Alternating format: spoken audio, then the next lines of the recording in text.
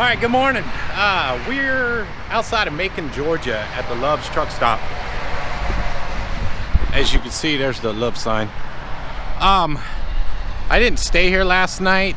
I stayed north of Atlanta, and Calhoun, Georgia. I woke up early this morning and drove through Atlanta. This is I-75. And if you look way out there, I don't know if you can see it, but there's a sign. That's where the split is for 475. Macon goes off that way. 475, kind of like the bypass around Macon, Georgia, and it runs back into 75. But it rained all day yesterday, and then it snowed yesterday morning. But I'll talk more about that once we get rolling. But let's take a look at our load we got here.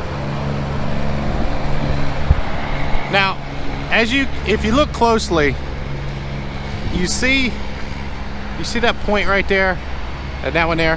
There's a big metal box or crate right in there. And then the way I strap these down when I have to use my straps is I just run the straps underneath the boards. These boards are a little bit flexible. They give a little bit. And then if you count these other straps, these are some metal toolboxes that are in there. But we'll open the back up and take a look. So I had to take, if you look, see that's a bow right there, and then the other one's right there. I had to take two bows out, and the bows hook into these metal pieces right here, because it was just, like I said, it was just a little bit too tall. But this load called for 6-foot tarps when I booked the load, so I was pretty sure it was going to fit in here.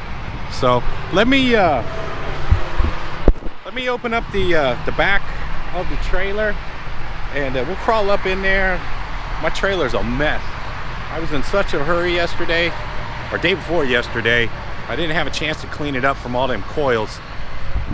But here's a look from the other side here, so you can see where that crate is in there.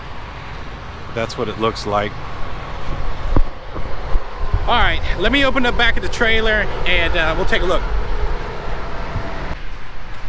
All right, we got the back of the trailer open. You can take a look.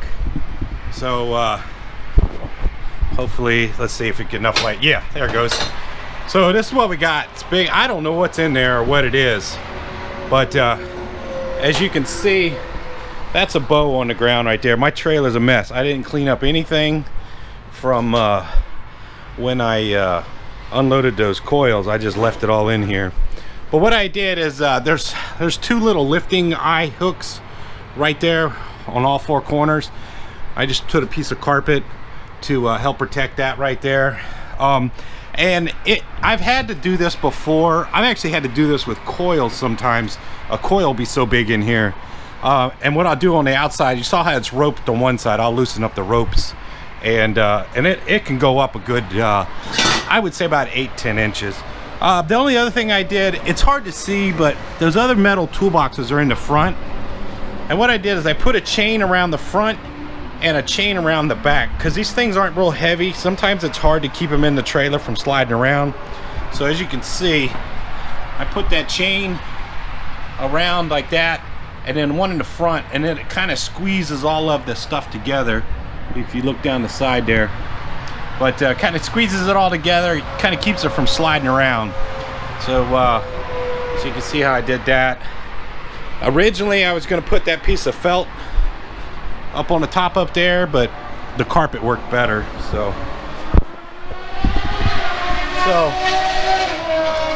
they are racing around on the interstate today. There's the interstate. Sorry I made you guys dizzy. Hang on a second. But there's the interstate, motorcycle racing by. But somebody threw their truck mattress out on the ground, and there's the love sign. So let me finish. I'll put this up. I just wanted to show you guys how that was in here. I'll close this back up, go get another cup of coffee. From right here, we got about 340 miles, I think, down to Tampa. And this is going to some power plant, I believe. So it's the tools for whatever they have to do is what it is. I'm not too sure what it is though. All right, let me close this back up and I'll talk to you guys in a bit. Okay, I got everything put away. I think we're ready to go. So I stopped at Mount Vernon on Friday. We got loaded, I got done. I made it down to Mount Vernon about, I don't know, 5, 6 o'clock, somewhere around there. And I put a video together. And then I went and took a shower that night. And then I woke up in the morning, I was like, all right, I'm gonna go ahead and go to Walmart, do my shopping, and then I'll do some laundry and take off. All right, hang on one second. See that guy? He's doing his tarps. I wonder if I drop my tarps off if he'll fix mine too, because I still have to fix mine. Mine are still all tore up.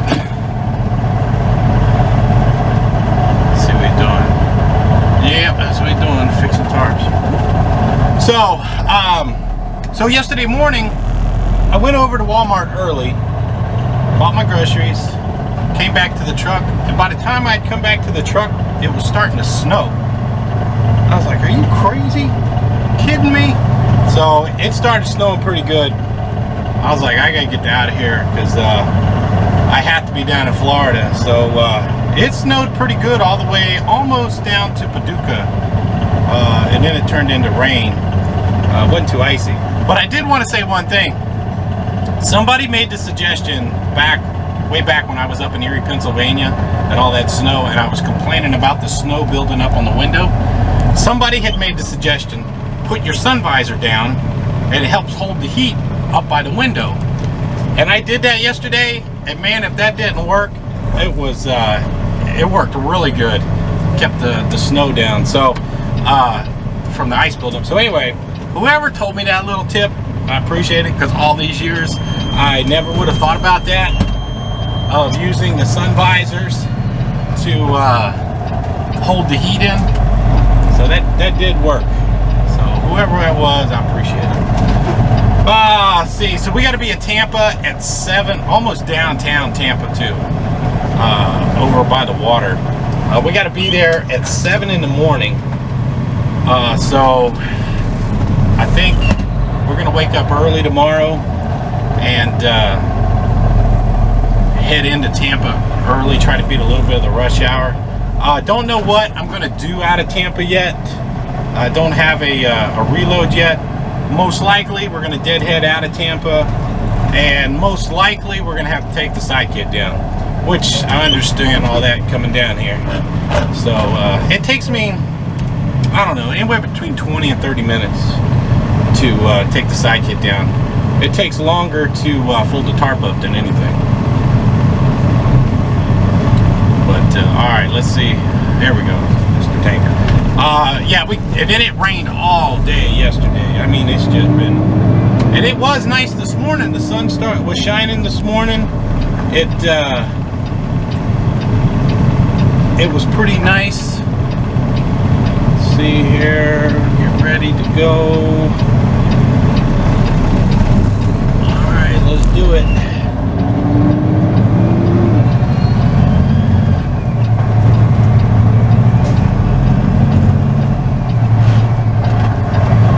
Missed the gear.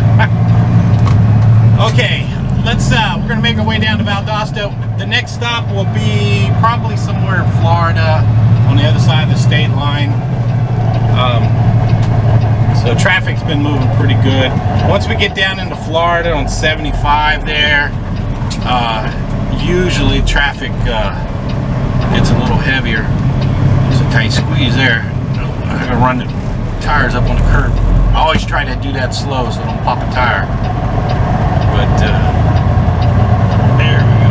I'm not the only one that's done that. There we go. All right. Yeah, they just built that love, so it'll take them some time to figure out they gotta move that curb. All right, let's get out of here. It's enough of me talking. We're gonna make our way south and talk to you guys when we get to Florida.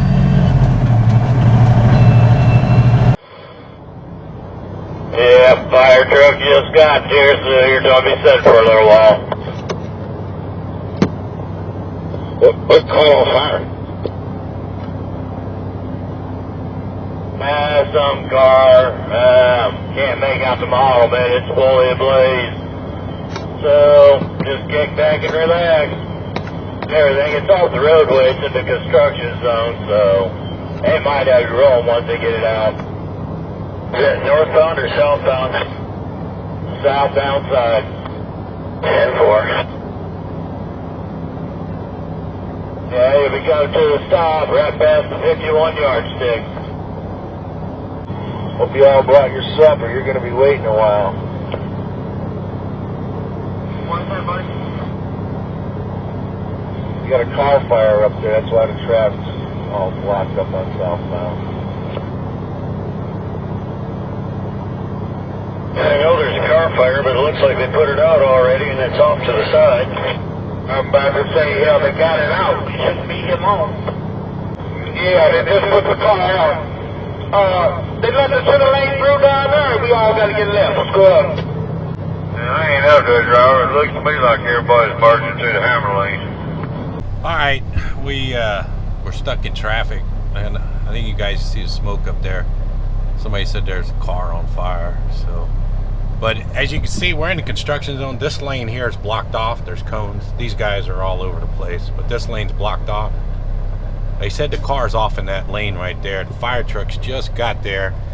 They didn't say it was an accident. They just said the car caught on fire. So I'm not too sure what the deal is. But looks like we might be stuck here for a bit. And then, you see right there, the bugs are, you know, it's getting that time of year, starting to warm up. Bugs are getting on the windshield.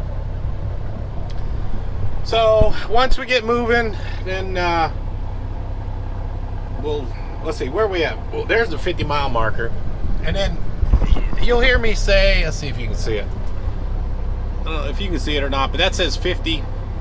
Some people call them yard stickers. Some people call them mile markers. Well, it is a mile marker, but that we got 50 miles. That way you can keep track of where you're at. We got 50 miles down to the state line. So, I don't know. It should be moving pretty quick though. And we got let's see how far we got. We got 275 miles to Tampa, but I don't know how far we're going to get down.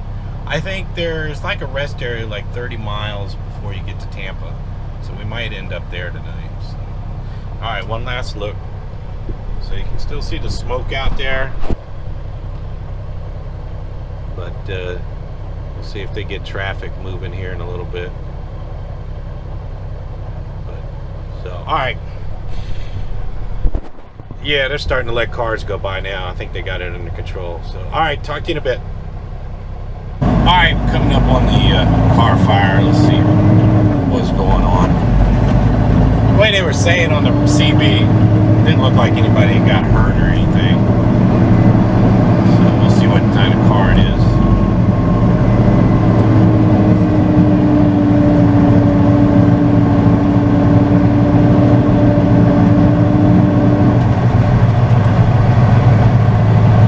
Make out what kind of car that is.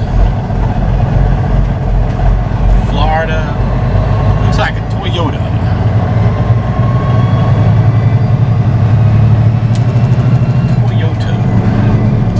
Alright. We're back to rolling. Back to rolling. See you guys when we get to Florida.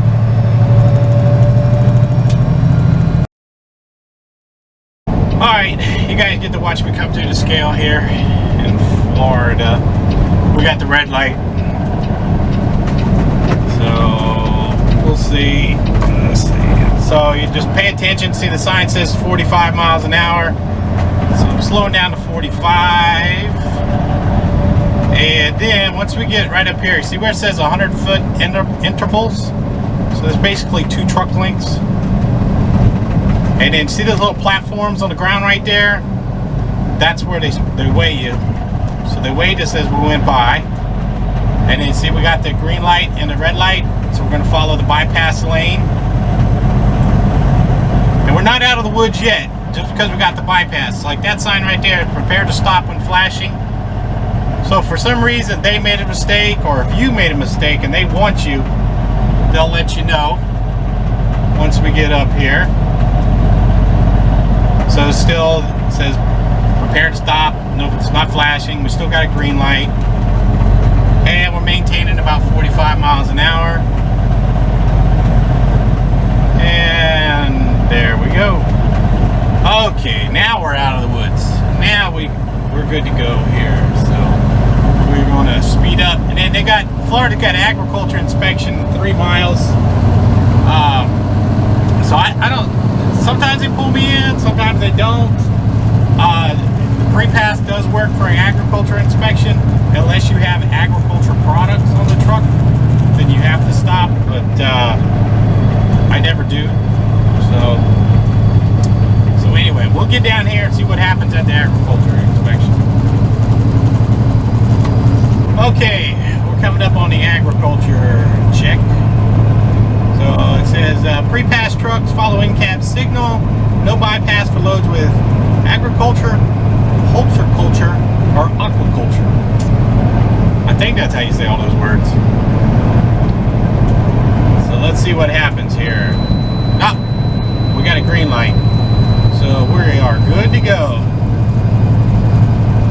So you can see all the trucks pulling in. And I think it's similar to California's kind of thing. California, they stop everybody. But just like California and Florida, big produce states, I think that's what they're checking. Make sure you don't bring any bugs in you're not supposed to. Now you see the antenna over the road, it's going to read that pre-pass, let them know that I drove by. Hey, we got some trucks coming out, so we'll move over one lane here and let these guys get out.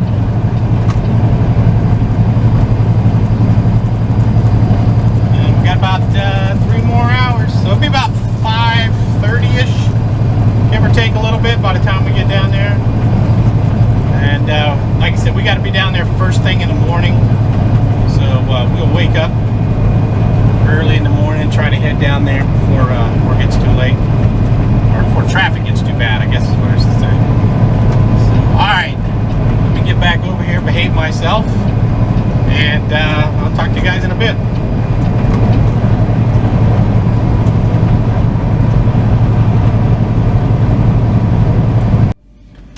Alright, end of the day, we're over here, camped out in the rest area. We got about 30 miles to go tomorrow. I don't know what we're going to do for reload yet. I've been looking at some loads out of Alabama. So I'll make a decision in the morning what I'm going to do. But there's nothing around here, so I'm going to have to deadhead out of Florida. Which I know coming down here, I do. So I always take that in consideration. So, but we'll see where we end up. Oh, I tell you what, I saw on the load board, I saw some more of those rails out of, what's that, Port Royal, South Carolina. I ain't taking no more of those rails. But anyway, that's it. Easy day, actually. I got an early start this morning. Went to bed early last night, actually, so got an early start. Tomorrow might be a little stressful dealing with Tampa, but we'll be all right. All right, time for dinner. Make a salad and get ready for tomorrow. So talk to you later. Thanks for watching.